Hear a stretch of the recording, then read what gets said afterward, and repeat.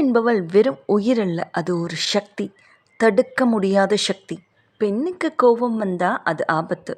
அவங்க அமைதியாக இருந்தாங்கன்னா கடவுள் தான் உங்களை காப்பாற்றணும். அதுவும் பரவாயில்ல அப்படின்னு சொன்னாங்கன்னா அது ஒரு போருக்கான அறிவிப்புன்னு அர்த்தம்.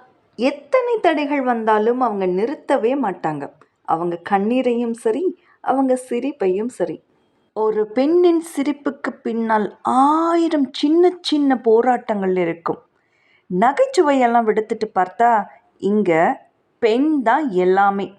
முயற்சியையும் தன்னம்பிக்கையும் இவங்க கிட்ட தான் கற்றுக்கணும். 2011 ஒரு சாதாரண குடும்பத்தில் பிறந்த 24 வயது இளம்பெண் ரயிலில் தனியாக பயணம் செய்துட்டு இருந்தாங்க.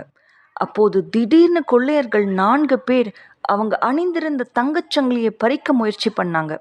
அந்த பெண் எவ்வளவு தடுத்தும் ஒன்றுமே செய்ய முடியல. கொள்ளையர்கள் ஒரு நொடியில் அந்த பொண்ணை ஓடும் ரயிலிருந்து தூக்கி கீழே வீசினாங்க.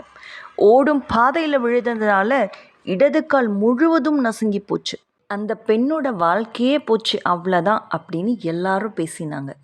எத்தனை பேர் என்ன சொன்னாலும் நமக்கென்று பிடித்தது போல் நாம் வாழ்வதிலேயே இருக்கின்றது நமக்கென்ற ஒரு அடையாளம். வாழ்க்கையில் நமக்கு 2 வாய்ப்புகள் உள்ளது. ஒன்று, உன்னால் மாற்ற முடியாததை ஏற்றுக்கொள்வது. மற்றொன்று, ஏற்றுக்கொள்ள முடியாதவற்றை மாற்றி காட்டுவது. ஒரு கால் இழந்தவள், ஆனால் மன உறுதியும் துணிச்சலும் அவளுக்கு இன்னொரு காலாக நின்றது. இவ்வளவு பேச்சை கேட்டும் மனம் தளராத அந்த பெண் உத்தரப்பிரதேசத்தை சேர்ந்த தேசிய அளவிலான வாலிபால் வீராங்கனை.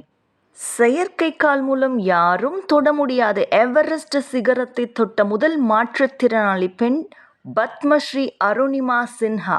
வலிமை உடலில் இல்லை, மனதில் இருக்கிறது. அவள் விழுந்தால் அது தொடக்கம், எழுந்தால் அது வரலாறு. மற்றவர்களின் கண்ணோட்டம் தேவையற்றது. நம்மை நாம் எப்படி பார்க்கின்றோம் என்பதே இங்கு முக்கியம். நீங்கள் எவ்வளவு சிறியவராக இருந்தாலும் சரி, உங்கள் கனவு பெரியதாக இருந்தால் இந்த உலகம் உங்களுக்கானது. அவரை போல் இவரை போல் அல்லாமல் உன்னை போல் வாழ்ந்து காட்டு. அப்படி நிழல் தேடாத நிழலாக இருக்கும் ஒரு பெண்ணை பற்றிய உண்மை கதை. குடும்பத்தின் முழு சுமையும் தாங்கும் ஒரு இளம் பெண். திருச்சியில் பிறந்த சண்முக பிரியாவுக்கு காவல்துறையில் பணிபுரிய வேண்டும் என்ற கனவு. ஆனால் குடும்ப சூழ்நிலை, வறுமை, சமூக அழுத்தம் அவளை உடைத்தது. பல நேரங்களில் இது முடியாது என்ற குரல் அவளுக்குள் ஒலித்தது. அவள் உடைந்து அழுதாள் மௌனமாக. சத்தம் இல்லாத கண்ணீரில்தான் மிக ஆழமான வலி ஒளிந்திருக்கிறது. வாழ்க்கை ஒவ்வொரு நாளும் நம்மை சோதித்து கொண்டே இருக்கும். அது எவ்வளவு கடினமாக இருந்தாலும் சரி, தொடர்ந்து நாம் பயணித்து கொண்டே இருக்க வேண்டும் என்ற வைராக்கியம் அந்த பெண்ணிற்கு. தொடர்ந்து முயற்சித்தாள். பகலில் வேலை, இரவில் படிப்பு என்று பசியுடன் நகர்ந்த அவள் நாட்கள். இப்படியே சில ஆண்டுகள் கடந்தன. TNPSC தேர்வில் வெற்றி பெற்று இன்று அவர் ஒரு காவல்துறை பெண் அதிகாரி. ஒவ்வொரு பெண்ணுக்கும் ஒரு கதை உண்டு.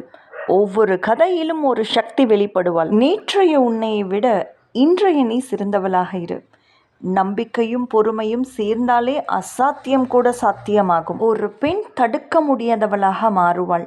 என்னால் முடியும் என்று சொன்ன அந்த நிமிடத்திலிருந்து. பெண்களை மதியுங்கள். இந்த புவிதனில் அவள் பயமில்லாமல் சிரிக்கட்டும். கவலையின்றி சாதனை புரியட்டும்.